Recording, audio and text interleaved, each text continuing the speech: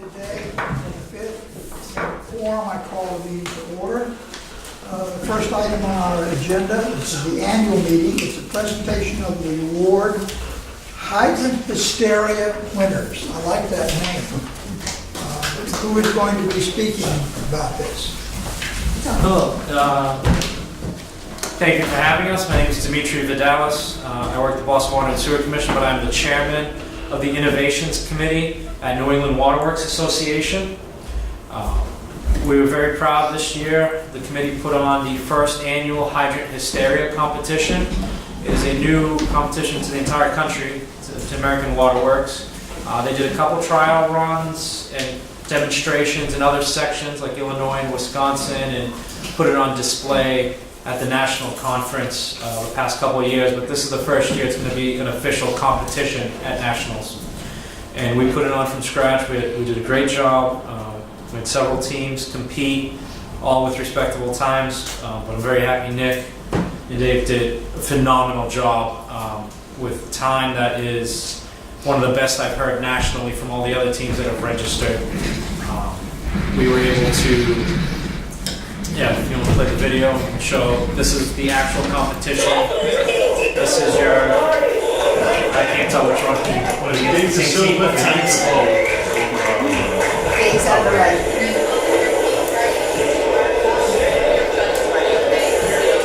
So they all start, hands not touching anything, and as soon as we say go, both teams go, and try to put it together, nuts, bolts, caps, as fast as they can. And you'll see they work very smooth. They were one of the more fluid teams we saw. They had the system down pat. That's a judge. Yeah, one of the judges right there in front of Ken, I think, was taking the video.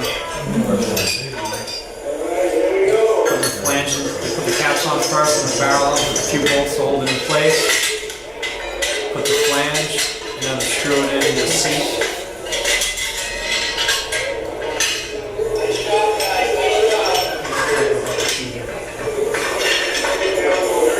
Now to get the top, to get it lined up, it has to be perfectly square. The front flange has to be directly above the membrane on the bottom. So they did a good job of lining it up.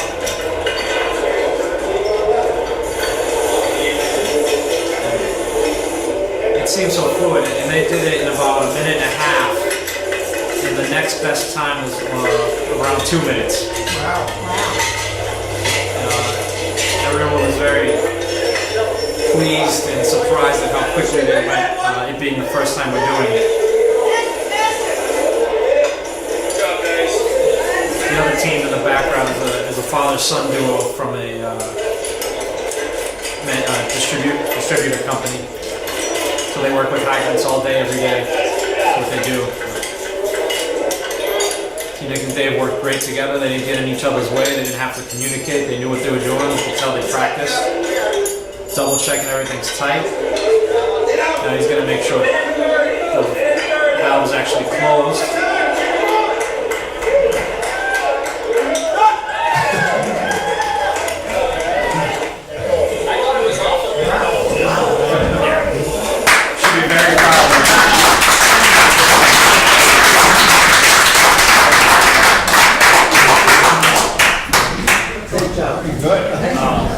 So I'll be down at the national competition. I'll be a judge down there. I'll help them out with whatever they need. I'll be their liaison for the New England section and the National American Waterworks section. But they have a damn good chance of at least placing nationally. So they're going to represent New England. So the winners, we accommodated their registration and stay and travel down there as the winners of New England, representing New England. where will this be held? This year it'll be in Philadelphia. It travels. It's called ACE, Annual Conference and Exhibition of the American Waterworks Association. This year is Philadelphia. The next few years is set up. I believe next year is Vegas, and I forget what's after that. Atlanta. Atlanta. I think so. So they travel around. They go East Coast, West Coast, back and forth. What does the winner get? The winner is bragging rights. Maybe Another trophy. Probably a bigger trophy. Is it possible to get that video sent to our local papers? They have kind of online, they can put the. Per request of the team, I would respectfully hold off because Oh, they you want to don't keep wanna everything give a trade anything away? secret. It was, we had a. Okay, after you win. Joe, we had a news release, and at their request, they didn't put the winning time in because they didn't want the people in Tennessee to have to. Okay, like I said, Like after the competition, they took It a said less than 4 minutes. I understand the strategy, yeah, I'll get that, all right? So like the New England Waterworks site, we put out the picture of them holding the trophy before we had it mounted to the base in front of the poster that showed the times, and we whited out the times with Photoshop and just showed who placed. All safety. We're all good with that. As executive director of the association, we're very proud to have these two representing New England at national competition. They were phenomenal in terms of the way they worked together. The times, like I said, there was no even close. That's great. Thank you to the Bristol Water County, Bristol Water Association for you guys being part of our organization and for allowing these guys to practice and to be as phenomenal as they are. So thank That's not even our fastest. Same up for next year. As I told you when you came in with the hydrant, if I'd known that, I'd have brought my dog. So this is the water authorities to keep for a year and bring it back to the New England Annual Conference and Exposition in Worcester next year. We'll hand it off to the next winners. Maybe they'll spend a couple of years here. Who knows? With any luck. Next year they're changing the type of hydrant, so they're trying to keep it interesting and competitive, and every year they're going to change the type of hydrant in manufacture. I know the team that came in second already ordered next year's hydrant to start practicing. Is it a different brand of Yeah. hydrant? So this year was an M&H, next year's going to be Cloud. Okay. And they're going back and forth in swapping the manufacturer, and then model type will be changing as well. We'll be able to get them access to those if you. But those are hydrants that we would be You can using order. those kind anyway. Sure. It depends on the specifications, but yeah, it's a typical hydrant that many utilities use. But if you don't have it, we'll get one delivered down here so you can Yeah. practice on you guys. We did it. We gave them a couple weeks with one. We had 2 to share with the 8 teams that registered. So every team got it for a couple of weeks next year. And we're trying to get the hydrants earlier, give everybody 3 or 4 weeks. Maybe put them in a central location that can be shared by a couple of teams if they're local to each other. Very good. Thank you very much. We're certainly proud Thank you of very much. you. Congratulations.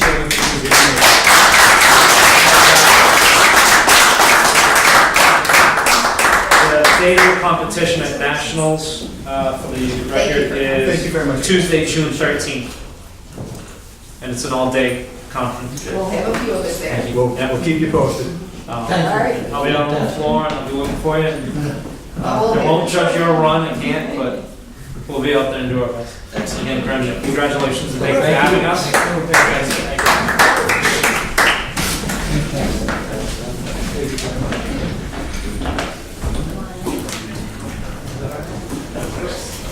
You don't have to do the rest of the meeting. It'll take much longer than I did. Congratulations.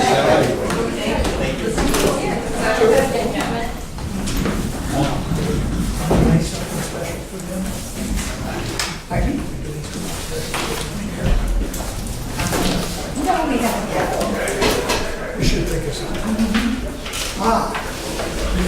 This is Marcus Rodriguez. We are glad to have you here. Would you please once you get set up, run through your exhibit so that the board can understand?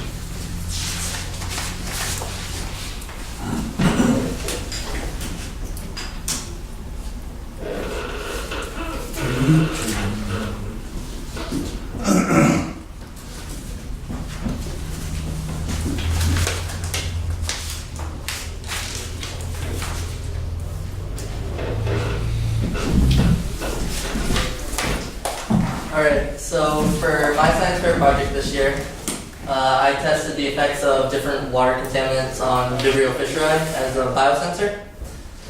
So basically, how I came up with this project was I wanted to do something so that I could affect water in some way.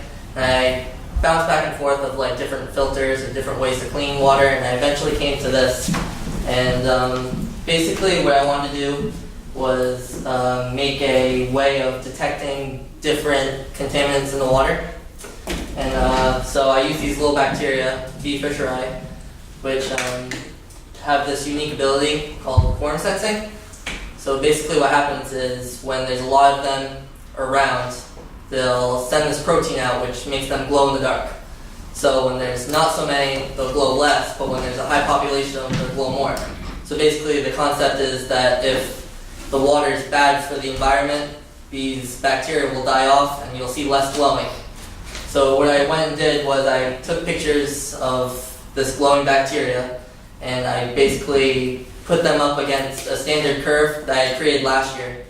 And basically my project last year was doing different dilutions of bleach and water, of saline solutions and regular water dilutions. And what I came up with was basically that this could work in both a saline solution and a fresh milky water solution.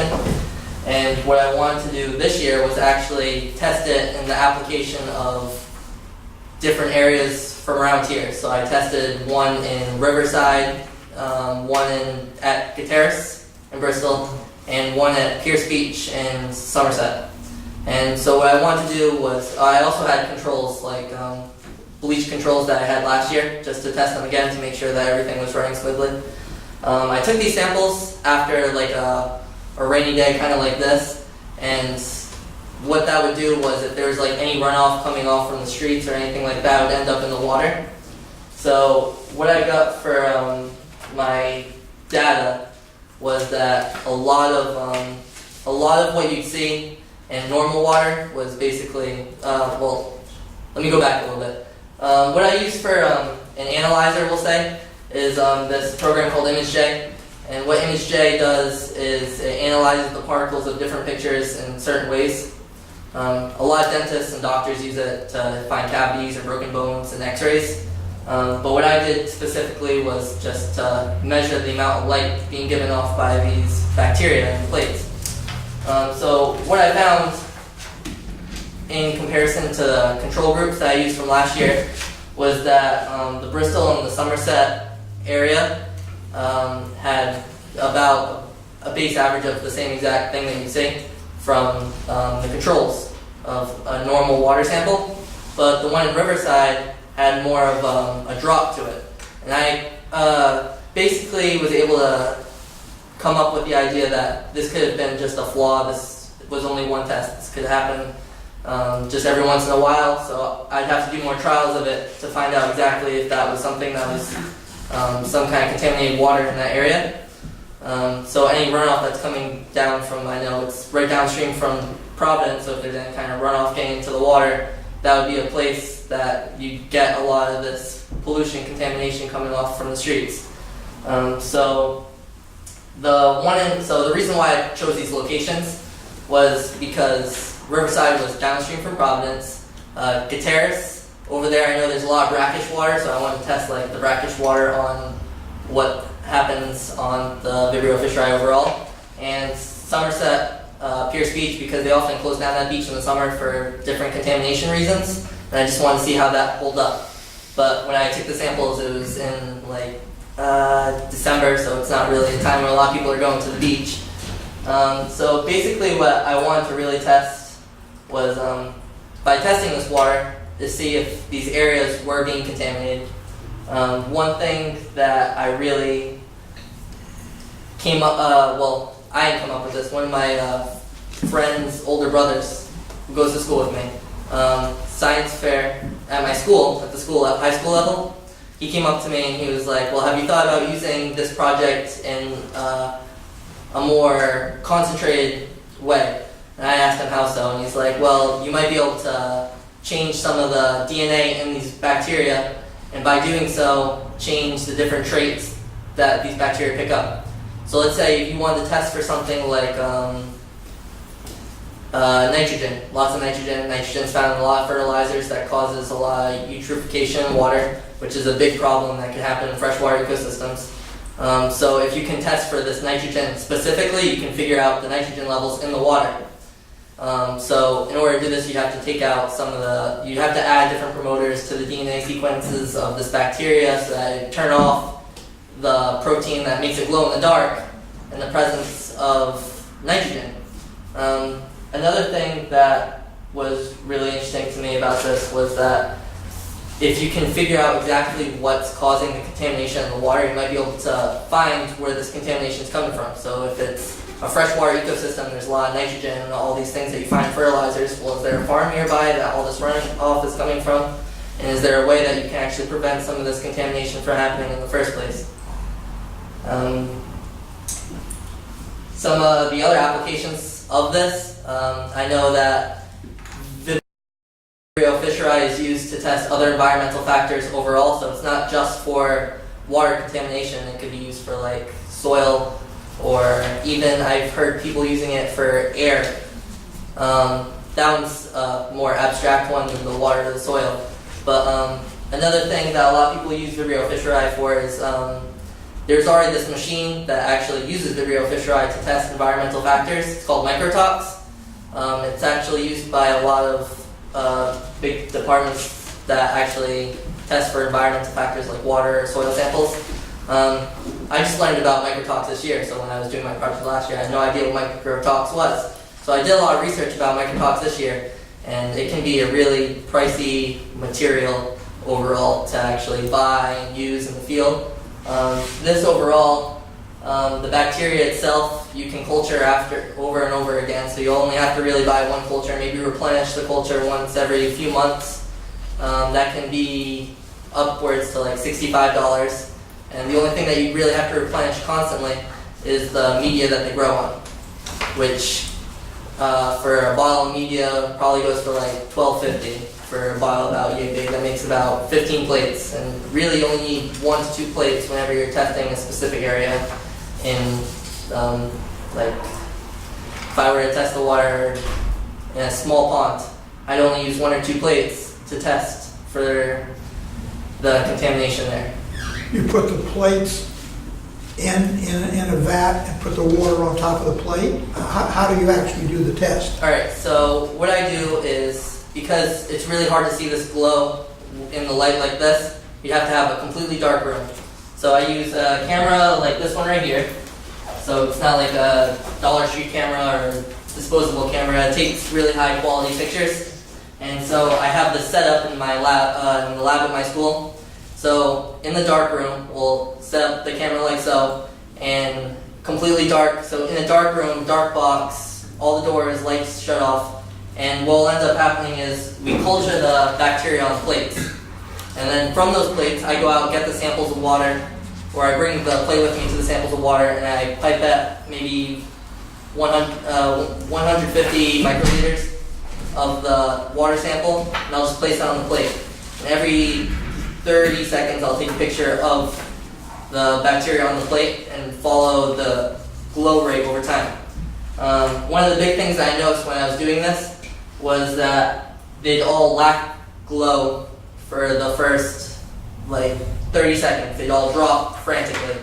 I basically sum this up to different factors like, well, all the protein that they're making is all in the media. So when you add the water, it all gets pushed to the side, so it makes it so that they don't glow, which I thought was the most plausible reason for such things, but there could also be the fact that they could just be getting used to a new environment.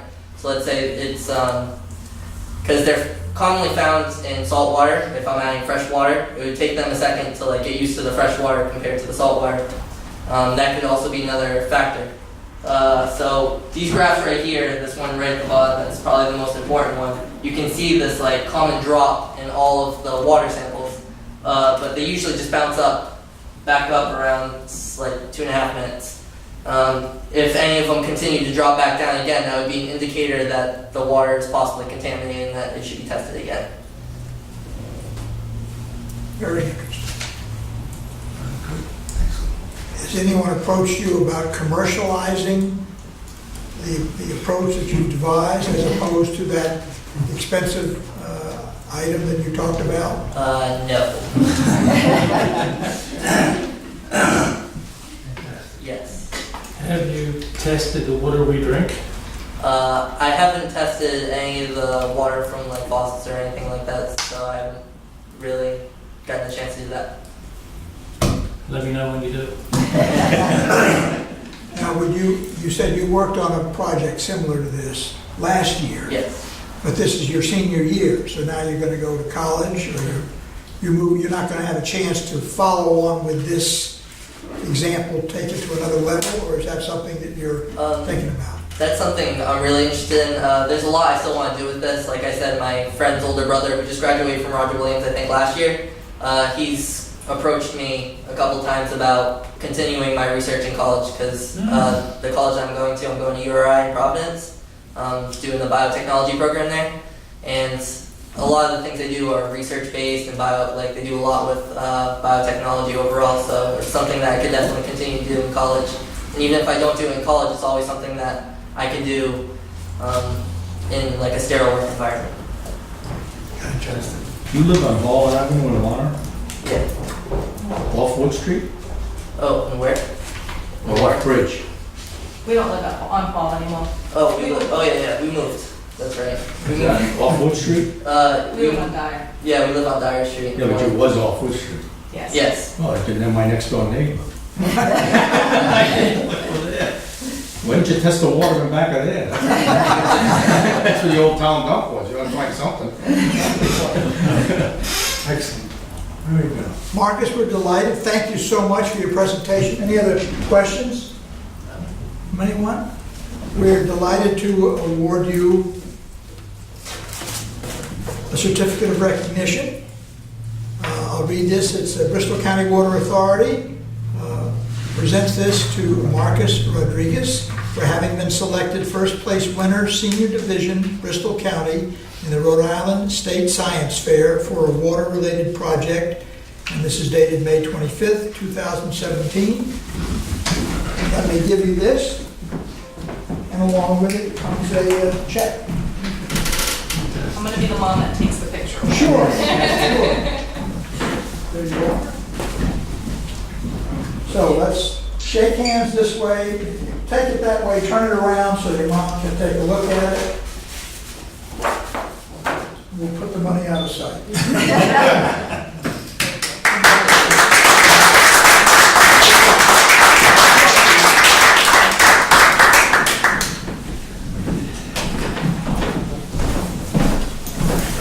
Sorry to see you move on to me.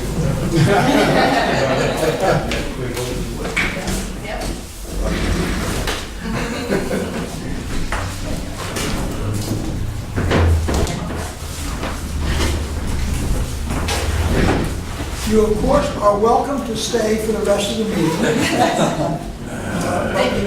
We will not hold it against you if you decide to quietly steal home. Thanks again for coming. Thank you. Thank you. Thanks. You're lucky you were right. Yes. Have a good evening. Next item on our agenda is the update on the annual report and the current audit. You get 2 minutes. Well, it should be ready for next month. The audit is complete. Mark's just working on the final MD&A. If you want to say anything about it, but it went fairly smoothly. It's back in the hands of the auditors right now. They have my final, they've approved it, I've approved theirs, and I'm just waiting for them to send me a file of the whole thing so we can merge it into our annual report. So we're good shape, everything went fine.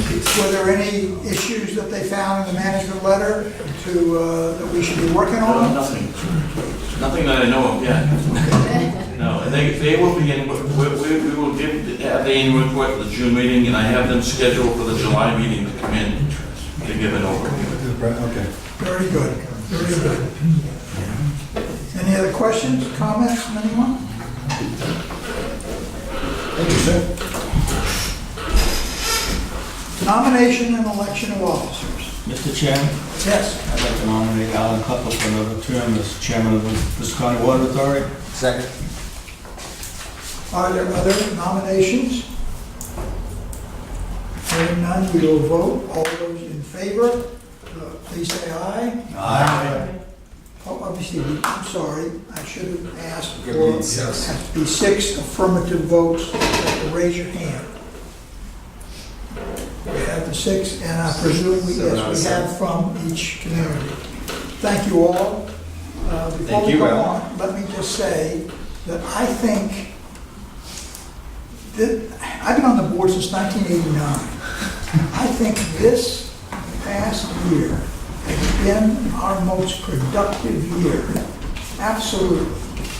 And that we, after all the refusals and all the having it up to our, no's about turn down, we finally have gone over the hump. In 1998, you and I were here when they turned the water on from the Cross Bay Pipeline. That was big too. That no had question. a 50-year shelf life. Yes, In a blink of an eye, 20 years have gone by. yes. 20 years have gone by. And where did they go? Gone. So, but this is real progress this year. Yeah. And I'm really pleased, and I'm proud to be reelected and look forward to working again as hard as we can. For vice chair, Mr. Chairman, I'd like to nominate William Goslin for another term as vice chair. other nominations? Okay, all those in favor of Bill, raise your hands. It is unanimous. Thank you very much. Don't let it go to your head. For treasurer, we need 5 votes. Mr. Chairman, I'd like to nominate Mr. Frank Sylvia for treasurer for another term as Second. Other nominations? All those in favor? This is 5 votes. Raise your hand for those in favor. You have an extra one. Okay. Nominated. And secretary? chairman. I'd like to nominate Mr. Raymond Palmieri. Second. Is there another nomination? Hearing none, all those in favor of Ray for secretary, raise your hands. Thank you all. We have completed our requirements for the election of officers. Because we have one vacancy on the board at the moment and potentially another vacancy about to happen, I would like to hold off just a bit before I redesignate the committees and split that up into the committees. But as soon as we get ourselves squared away, I can tell you that I had a brief discussion with the chairman of the Bristol Council 2 nights ago, and at his request, I sent him a memo with some bullet points, and I sent Frank, I sent you a copy, I sent you a copy. In essence, why didn't he talk to you? But I sent him, these are some of the things that I thought would be appropriate if he's looking for a candidate to, And actually, it's your second conversation that we've had with him, but that's all right. that's correct. And That's correct. so the search is on for an adequate replacement. Good. The adequate might not be the correct word, but replacement. With that, we will adjourn to the regular meeting, and the time is 6:30, and that's when the regular meeting is scheduled to start. Motion to adjourn. Second. You got that one? All those in favor? Aye. Aye. We're now in